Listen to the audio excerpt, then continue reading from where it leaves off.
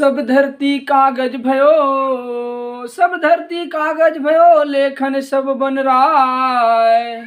सारे समुद्र स्याही बने, फिर भी गुरु गुण न लिख जाए। नींद नहीं सपना बदलता है, नींद नहीं सपना बदलता है, मंजिल नहीं रास्ता बदलता है। नींद नहीं सपना बदलता है, मंजिल नहीं रास्ता बदलता है। जगा ले जज्बा जीतने का, किस्मत की लकीरें बदले या ना बदले, पर वक्त जरूर बदलता है। हाय दोस्तों, नमस्कार। आपका अपना यूट्यूब चैनल एजुकेशन मेरा सफर में आपका स्वागत है। आज का विषय है बायोलॉजी, और बायोलॉजी में हम लोगों का पढ़ना है सेल। सेल किसे कहते हैं? सेल के हम इंग्लिश में सेल बोलते हैं, हिंदी में इसे हम कोशिका बोलते हैं। कोशिका किसे कहते हैं? तो जीवों की सबसे छोटी इकाई, जीवन शरीर की सबसे छोटी जो इकाई होती है उसे क्या कहते हैं? कोशिका। रचनात्मक रूप से और क्रियात्मक रूप से, दोनों रूप से ही छोटी होती है। इसका इकाई जो इस सेल, इसे हम क्या कहते हैं? सेल कहते हैं। जैसे में मान लिया जाए कि घर बनाने के लिए छोटे छोटे ईंट को मिला करके घर बनाया जाता है, एक दीवार का निर्माण होता है, फिर मकान बनता है। उसी प्रकार से सेल, शरीर को निर्माण करने के लिए सेल की आवश्यकता होती है। तो जिस प्रकार घर में सबसे छोटी इकाई ईटा होती है, उसी प्रकार से हमारा शरीर में सबसे छोटी इकाई को ही सेल कहते हैं। कोशिका को जीवन की मूलभूत इकाई भी कहते हैं। जीवन की मूलभूत जो इकाई है उसी को हम सेल या कोशिका कहते हैं। 1665 ईस्वी में रॉबर्ट हुक ने, एक वैज्ञानिक का नाम है रॉबर्ट हुक, तो ये 1665 ईस्वी में कॉर्क को काटकर सूक्ष्मदर्शी से देखा, माइक्रोस्कोप से देखा, तो इसमें अनेक चैम्बर दिखाई दिए। उसमें अनेक प्रकार के चैम्बर दिखाई दिए। इस चैम्बर को ही कोशिका नाम दिया गया है, कोशिका कहा गया। कॉर्क कर्कश सब्बर नामक वृक्ष से प्राप्त होता है। कॉर्क जो प्राप्त होता है वो कर्कश सब्बर नामक वृक्ष से प्राप्त होता है। रॉबर्ट हुक ने निर्जीव कोशिका का अध्ययन किया। रॉबर्ट हुक ने जो कोशिका का जो अध्ययन किया था वो कोशिका कैसा था? निर्जीव कोशिका का अध्ययन किया था।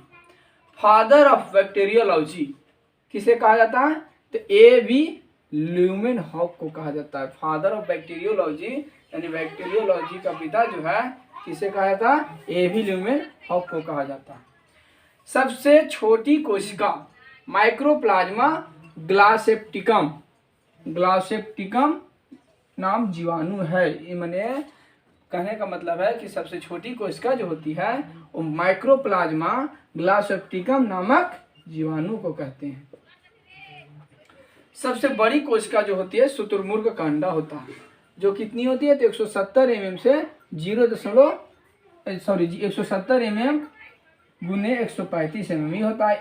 0 से 1 माइक्रोमीटर होता है। ये सबसे छोटी कोशिका जो होती है से, और ये जो है सबसे बड़ी कोशिका का इतना एम होता है। ठीक है। मनुष्य की सबसे छोटी कोशिका, मनुष्य की सबसे छोटी कोशिका जो होती है उसे हम तंत्रिका तंत्र कहते हैं। मनुष्य के शरीर की सबसे छोटी कोशिका तंत्रिका तंत्र होता है, जिसको हम न्यूरॉन कहते हैं। और मानव शरीर में सबसे बड़ी कोशिका क्या होती है? तो सबसे बड़ी कोशिका जो होती है वो अंडाणु होती है। मानव शरीर की सबसे बड़ी कोशिका अंडाणु होती है। दो गो जर्मन वैज्ञानिक था, जर्मनी का वैज्ञानिक स्वान और स्लीडेन। ये स्वान जो है 1839 ईस्वी में, और स्लीडेन जो है 1838 ईस्वी में कोशिका सिद्धांत दिया। इस कोशिका सिद्धांत जो है कुछ निम्न प्रकार से दिया था।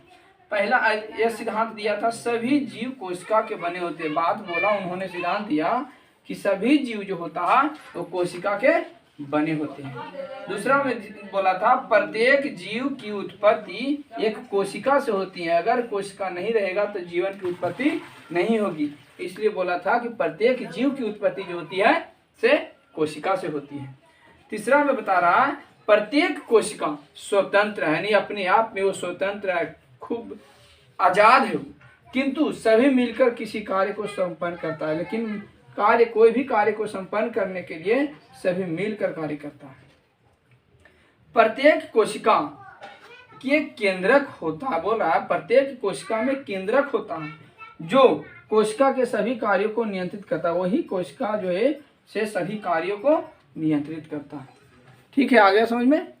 ठीक, अब जो है हम लोगों का पढ़ना है कोशिका के संख्या के आधार पर जीव दो प्रकार के होते हैं। माने कोशिका के संख्या जो होता है उसके आधार पर जीव दो प्रकार की होती है।